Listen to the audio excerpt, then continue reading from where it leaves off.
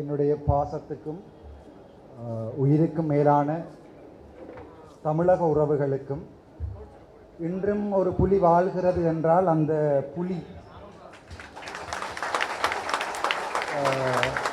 நான் பல தடவை பல இடங்களிலே பார்த்திருக்கிறேன். புலிகள் மறைந்து விட்டார்கள் என்று சொல்லுகிறார்கள். ஆனால் இன்று ஒரு புலியின் படம் என்னை அதே இலங்கையிலே திரும்பி எழும்ப முடியாதவாறு சிறையில் அடைக்கும். சிங்கள நண்பர்களுடன் நான் சில நேரம் பேசிக்கொள்வதுண்டு. ஏண்டாப்பா ஒரு படத்துக்கு பயப்படுறீர்கள்? நீங்கள் ஏண்டா ஒரு படத்துக்கு பயப்படுறீங்கள்? நீங்கள் தான் சொல்லுகிறீர்கள் எங்களுடைய தேசிய தலைவனை கொலை செய்து விட்டீர்கள் என்றால் அந்த பெயருக்கு ஏன் பயப்படுகிறீர்கள் என்றால் இங்கே சிறுத்தைகள் இருக்கின்றன. இங்கே சிறுத்தைகள் இருக்கின்றன. அவை புலிகள் என்பதுதான் அவர்களுடைய எண்ணம். அந்த சிறுத்தைகள் அந்த புலிகளை தாங்கியவை என்பதுதான் வரலாறு. அந்த சிறுத்தைகள் இன்று தொல்காப்பியன் திருமாவளவன் என்பவர் உங்களை பொறுத்த வரைக்கும் உங்களுடைய தலைவர், என்னை பொறுத்த வரைக்கும் என்னுடைய தேசிய தலைவரையும் என்னுடைய கடவுளையும்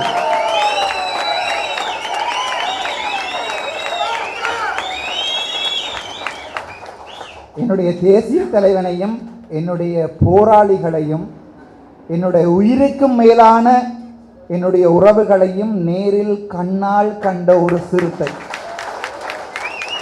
எனக்கு பொய் சொல்ல தெரியாது. இந்த விடயத்திலே நான் தேசிய தலைவரை என்னுடைய வாழ்நாளிலே 40 வருடங்களில் கண்ணால் கண்டதில்லை. ஆகவே நான் பொய் சொல்ல விரும்பவில்லை. சிறப்பாக சொல்வதாக இருந்தால் நான் ஒருபோதுமே ஆமை கறி திண்டதே இல்லை. ஆனால் திருமாவளவன் அண்ணாவிடம் தான் நான் கேட்கலாம், உண்மையிலேயே ஆமைக்கறி தந்தார்களா இல்லையா என்று. அவர்களிடம் மட்டும்தான் கேட்கலாம். இன்றும் தேசிய தலைவர் தம்பி திருமா என்று அழைத்த ஒரு சிறுத்தை இன்றும் உயிர்ப்போடு தமிழக அரசியலையும் காப்பாற்றுகிறது என்றால் அந்த தேசிய தலைவனுடைய அந்த படம் இன்றும் எங்களுடைய தமிழக மக்களால் மனதில் வைத்திருக்கப்படுகிறது. 1000 வியாபாரிகள் எங்களுடைய வாழ்க்கையிலே வந்திருக்கிறார்கள். எங்களுடைய இனம் அளிக்கப்பட்ட வெளியை விற்பனை செய்வதற்காக 1000 வியாபாரிகள் இந்த 40 வருடங்களிலே நாங்கள் கண்டிருக்கிறோம். சிறு சாமான்கள் தொடக்கம் மிகப்பெரிய சாமான்கள் வரைக்கும் இந்த தமிழக அரசியலிலே நாங்கள் பார்த்திருக்கிறோம். ஆனால் இன்றும் தனது வாழ்நாள் முழுவதும் அண்ணனுடைய நினைவுகளோடு ஒரு சிறுத்தை இந்த தமிழ்நாட்டிலே கற்பிக்கிறது என்றால் அந்த சிறுத்தை இன்றைய தினம் என்னை தம்பி என்று அழைத்த போது நான் சந்தோஷப்பட்டு கொண்டேன். உங்களுக்கு அது வளமையாக கேட்கின்ற ஒரு வசனம் என்றுதான் திருமாவளவன் அண்ணாவை என்னுடைய கண்களால் நேரிலே கண்டேன். இந்த தமிழக அரசியலை தீர்மானித்தது ஒரு சிறுத்தை, ஒரு புலி என்பதையும் நாய்க்கு பெயிண்ட் அடித்து வரிகளை போட்டு அதை நீங்கள் சீமான் என்கிற பெயரிலே விடுதலை புலியாக பார்க்கலாம். ஆனால் இந்த வரிகளோ இந்த புள்ளிகளோ அழிக்கப்பட முடியாதவை. ஏனென்றால் அவை இதயத்தில் இருப்பவை. அவை அனைத்துமே இதயத்தில் இருப்பவை. இன்று எனது இனம் அழிந்த ஒரு நாள். என்னுடைய சொந்த தந்தை இந்த மாதத்திலே தமிழ் கதைக்கிறார் என்கின்ற ஒரே ஒரு காரணத்திற்காக கண்கள் தோண்டப்பட்டு நிகங்கள் பிடுங்கப்பட்டு இதே மாதத்திலே என்னுடைய தந்தையை இழந்திருக்கிறேன். அனைவருக்கும் இது ஒரு ஈழ விடுதலை போராட்டம். எனக்கு என் தந்தையை தேடிய போராட்டம். இதுவரை ஒரு இலங்கை தமிழனாக சன்மாஸ்டர் அண்ணார் கூட இங்கே இருக்கிறார். எனக்கும் சன்மாஸ்டர் அண்ணாவுக்கும் பல விடயங்களில் நான் நினைக்கிறேன் ஒற்றுமைகள் இருக்காது. ஏனென்றால் என்னுடைய அரசியல் என்னுடைய வழியிலே பாராளுமன்றத்திலே நான் கதைக்கின்ற ஒரு சில விடயங்களை நீங்கள் பார்த்திருப்பீர்கள். அவை மட்டும்தான் உங்களுக்கு தெரியும். அந்த கேமராக்கள் நிப்பாட்டப்படுகின்ற போது நான் படுகிற அவலங்கள் உங்களுக்கு தெரியாது. ஒரு தடவை சிங்கள எம்பிக்கள் சொன்னார்கள், ஓயா கொட்டியா என்று, அதாவது நீ புலி என்றார்கள். சந்தோஷப்பட்டு கொண்டேனா மறுபடியும் சொல்ல என்று சொன்னேன் பாராளுமன்றத்தில். ஏனென்றால் புலி என்று என்னை அழைத்தால் பெருமிதம் கொள்பவன் தமிழன். நீ பாராளுமன்றம் அல்ல, சிங்களத்திலே சிங்கள ஊடகங்களிலே போய் என் தேசிய தலைவர் இருந்தால் தலைவன், இல்லையேல் இல்லை என்பதை, இல்லையேல் இறைவன் என்பதை 40 வருடங்களின் பின் என்னுடைய பாராளுமன்றத்திலே நான் சொல்லியிருக்கிறேன். இன்றும் நான் இவற்றை கதைத்துவிட்டு இந்த ஊடகத்தை பார்க்கின்றவர்கள் நிம்மதியாக உறங்கிவிடலாம். ஆனால் நாளை காலை நான் இலங்கையிலே கால் பதிக்கப்படுகின்ற போது நான் கட்டாயம் சிறை செல்லுவேன். அதில் எந்த சந்தேகமும் இல்லை.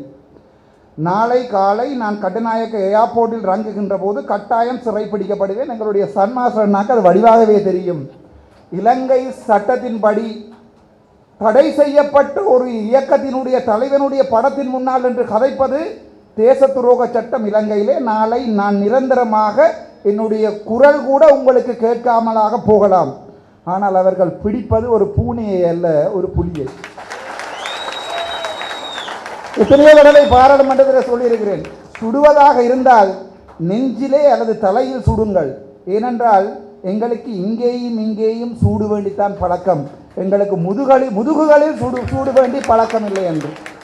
பல வேளைகளிலே நான் நாளை இலங்கைக்கு போகின்ற போது கைது செய்யப்படலாம். இந்த 39 வருட வாழ்க்கை ஒரு மருத்துவனாக என்னை வைத்திருந்தது. இந்த ஒரு வருட வாழ்க்கை என்னுடைய தேசியத்திற்கான அர்ப்பணிப்பிற்குரிய ஒரு தமிழனாக என்னை மாற்றியிருக்கிறது. ஒரு மருத்துவனாக என்னுடைய மக்களை பார்த்து கொண்டேன். சேகுவேராவினுடைய கவிதைகளையும் கதைகளையும் அவருடைய வாகன பயணங்களையும் கதைகளாக இந்த கடந்த ஒரு ஆண்டுகளிலே 21 நாட்கள் சிறையிலே நான் வாசித்திருக்கிறேன். நாளை நான் சிறைப்பிடிக்கப்பட்டால் நான் வளர்க்கும் புலிகளிடமிருந்து அவர்களுடைய குரலில் இருந்து என்னுடைய எண்ணங்கள் தோட்டாக்களாக நாளை பாயும் என்பதிலே நான் மிக உறுதியாக இருக்கிறேன். ஆகவே தற்போது இலங்கை அரசாங்கம் ஒரு மிகப்பெரிய ஒரு அழுத்தத்துக்கு உள்ளாகிறது. இந்த நிமிடங்களில் இருந்து அர்ச்சுனாவை சிறைப்பிடிப்போமாக இருந்தால் அவர்களுடைய போலி முகம் நாளையிலிருந்து ஒவ்வொரு தமிழனுக்கும் தெரியும். நான் இங்கே இந்தியாவில் கதைப்பது என்னுடைய இனத்திற்காக. என்னுடைய இனத்திலே கொலை செய்யப்பட்ட கற்பழிக்கப்பட்ட இசைப்பிரியாவில் இருந்து என்னுடைய பாலச்சந்திரனுக்காகத்தான் நான் இங்கே கதைத்து கொண்டிருக்கிறேன். நான் பாதுகாப்பான நாட்டிலிருந்து கதைக்கவில்லை. இலங்கையிலே யாழ்ப்பாணத்திலே கிளிநொச்சியிலிருந்து கதைத்து கொண்டிருக்கிறேன். ஆகவே நாளை நான் சில வேளைகளிலே சிறைப்பிடிக்கப்படலாம். இது அரசியல். ஆனால் நான் போனால் சேகுவேரா சொன்னது போல இன்னொரு போராளி வருவான். இவர்கள் சொன்னார்கள் விடுதலை புலிகளை நாங்கள் கொன்றொழித்து விட்டோம் என்று. சில வேளைகளிலே அதை நினைத்து நான் சிரிப்பதுண்டு. புலிகளை கொள்வது என்பது ஒரு பன்றிகளால் செய்ய முடியாத விடயம். பாராளுமன்றத்திலே என்னை சொல்லுவார்கள், நீ ஒருவன் தானே இருக்கிறாய் என்று. நான் சொல்லுகின்ற விடயம், ஒரு புலியோ ஒரு சிறுத்தையோ ஒன்றையாகத்தான் வேட்டைக்கு போகும். நான் பண்டி அல்ல. 159 பேராக அவர்களுடைய சிங்களவர்களை ஒட்டுமொத்தமாக சேர்த்தால் 200 பேராக இருந்து நான் போராடுவதற்கு நான் பண்டி இல்லை. பண்டிகள் கூட்டமாகத்தான் இருக்கும். ஆனால் அங்கே புலி தனியாகத்தான் இருக்கும். ஆகவே நான் பாராளுமன்றத்திலே பல தடவை சொல்லியிருக்கிறேன், இந்த இலங்கை அரசு எங்களை திட்டமிட்ட ரீதியிலே தற்போது இனப்படுகொலை செய்து கொண்டிருக்கிறது. முள்ளிவாய்க்காலிலே 1,75,000க்கு மேற்பட்ட ஐக்கிய நாடுகள் சபையினுடைய கருத்துக்களின்படி 1,75,000 மேற்பட்ட தமிழர்கள் கதற கதற ஒவ்வொரு குழந்தைகளும் நினைத்து பாருங்கள், உங்களுடைய வீட்டிலே ஒரு பெண் இருப்பாள், உங்களுக்கு ஒரு குழந்தை இருக்கும். அந்த 4 வயது குழந்தைகள் 6 வயது குழந்தைகள் அம்மா என்று தமிழிலே கதைத்ததற்காக கதற கதற கொலை செய்யப்பட்டு வெட்டி மண்ணிலே புதைக்கப்பட்ட மண்ணிலிருந்து வந்தவன் நான். என்னுடைய வலிகளை அளப்பதற்கு நாட்கள் போதாது, மாதங்கள் போதாது. ஆனால் அந்த வலிகளை தெரிந்த ஒரு இதயம் இங்கே அமைதியாக உட்கார்ந்து கொண்டிருக்கிறது. அந்த இதயம் இந்த நாட்டிலே இந்த தமிழக மக்களிடம் இருந்து என்னுடைய இனத்திற்கு நடந்த இனப்படுகொலையை என்றோ ஒரு நாள் போராடி தருமாக இருந்தால் அந்த சிறுத்தை எந்த காட்டில் வாழ்கிறது என்பது எனக்கு தேவையில்லை. அதுதான் அரசியல். சிறுத்தை வாழும் காடு முக்கியமல்ல, சிறுத்தை தான் எனக்கு முக்கியம். ஆகவே இந்த சிறுத்தை தான் இன்றைய தினம் தமிழக அரசியலை மாற்றி போட்டிருக்கிறது என்றால் அந்த சிறுத்தைக்கு இந்த வேட்டை ஒரு சின்ன வேட்டை.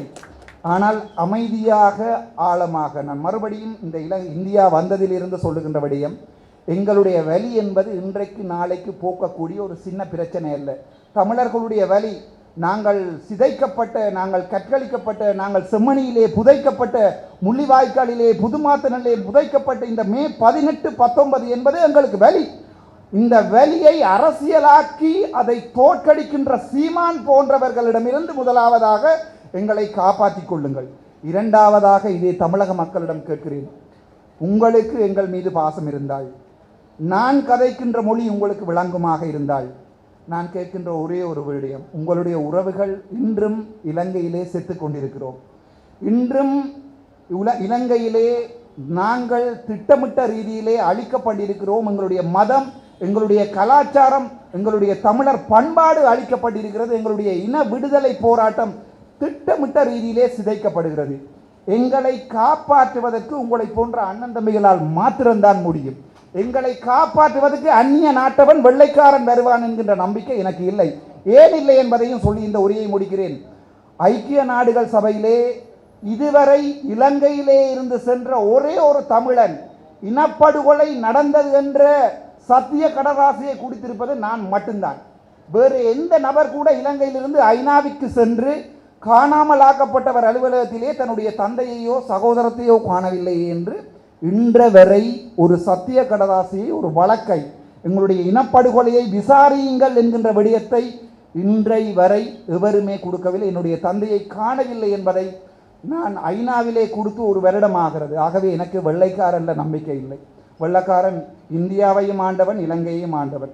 ஆனால் நாங்கள் எங்களுடைய நாடு, எங்களுடைய நாட்டை இப்போது ஆளுகிறோம். என்னுடைய அண்ணன் திருமாவளவன் அவர்களுடைய கைகளிலே தமிழினத்தினுடைய மிகப்பெரிய வலிக்குரிய பதில் இருக்கிறது. அதை அரசியல் ரீதியாக ஆறுதலாக அண்ணன் திருமாவளவன் அவர்கள் பக்குவமாக கையாள வேண்டும் என்று நான் ஆசைப்படுகிறேன். என்னுடைய வலிகளை போய் என்னுடைய அண்ணன் வலிகளை தாங்கிக் கொள்ளக்கூடாது என்பதுதான் ஒரு அண்ணன் தம்பிக்குள்ள பாசம். முதலமைச்சர் விஜய் அவர்களிடம் நான் கேட்பது, அண்ணா ஆறுதலாக அமைதியாக இந்நினத்திற்குரிய வலியை, என்னுடைய இனம் படுகொலை செய்யப்பட்டு என்பதை சர்வதேசத்திடமிருந்து நீ வேண்டித்தா என்பதுதான் என்னுடைய கேள்வி. நான் இங்கே என்னிடம் கேட்டார்கள், எத்தனை கோரிக்கைகள் யாழ்ப்பாணத்திலிருந்து கொண்டு வந்திருக்கிறீர்கள் நீங்கள் முதலமைச்சரிடம் கேட்பதற்கு. நான் எந்த கோரிக்கையோடையும் வரவில்லை. தமிழகத்தில் இருந்து தமிழ் பேசுகின்ற உங்களுக்கு தெரியாத தமிழனின் வலியா நான் இங்கே கடிதமாக எழுதி கொடுப்பது?